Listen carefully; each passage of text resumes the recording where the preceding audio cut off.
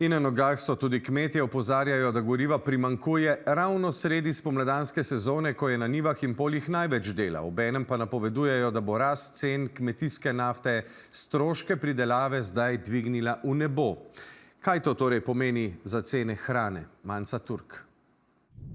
Kmeta Boštjana Slemenška smo zmotili, ko je s hčerko polje pripravljal na spomladansko setev.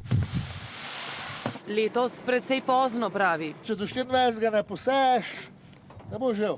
Najprej jim je zagodlo vreme, nato kolaps na bencinskih servisih. Sem naredil skoraj 50 km, da sem sploh ta traktor na tanko. Včeraj je zato na bencinski servis najprej poklical. Gorivo je bilo, vendar. Sem prišel tja, jih je bilo 15-20 pred mano, ampak to teče počas, se vemo. In dejansko 3 ure, da smo sploh natankali lahko traktorje, plus pol ure vožnje. Do tja pa pol ure nazaj, ne. V 4 urah mi dva naredimo, ne vem, 2 hektarja lahko obdelamo, ne. Nekaj težav so imeli tudi na kmetiji Kos na obrobju Ljubljane, kjer pa je do goriva prav zaradi bližine prestolnice vendarle lažje priti, a skrb ostaja. Zdaj, če bo šla cena nafte gor pa ostalih surovin, da bomo mi lahko predelali količino, pa da gre odkupne cene dol, je kar kriza.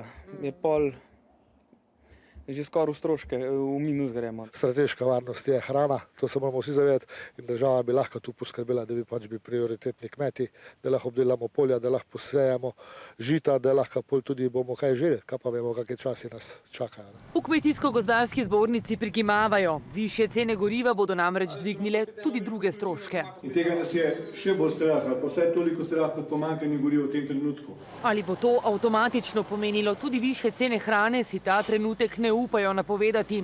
Že zdaj pa poudarjajo, da maloprodajnih cen ne oblikujejo kmetje in slovenske trgovce pozivajo, naj na svojih policah povečajo količino hrane slovenskega porekla. Zato, ker če bodo imeli slovenski kmetje stabilni odvzem, potem bo zagotovo bodo stroški pridelave manjši. In je nazadnje, s takšnim ukrepom sem prepričan, da bomo tudi stabilizirali maloprodajne cene hrane za potrošnike. In vlada, ta naj zagotovi finančno pomoč, hitrejša izplačila, dodatno znižanje trošarin na kmetijsko gorivo, pravijo. Kmetijsko ministrstvo pa odgovarja, da je izplačila subvencij že pospešilo, kmetje pa da jih bodo prejeli do sredine aprila.